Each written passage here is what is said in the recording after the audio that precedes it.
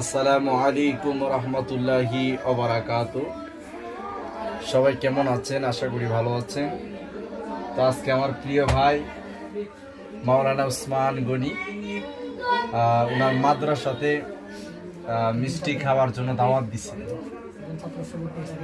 একজন ছাত্র নতুন সবক নিছে, তো এখানে খাস করে একটু দোয়া হবে, তারপরে আমরা ইনশাআল্লাহ তাবারক খাবো। আপনারা তো দেখতে পাচ্ছেন, হয়তো দূর দূরান্ত থাকার কারণে আপনাদেরকে তাবারক দিতে পারবো না, এখানে সীমিতটা রাখছি আর কি, আর বাকিটা আছে পুরোটা আমরা খুলি নাই। তো যাই হোক, যে ছেলেটা সবক নিছে নাকি তার জন্য খাস করে দোয়া করবে যেন ভালো একটা হাফেজ হইতে পারে। আর হুজুরের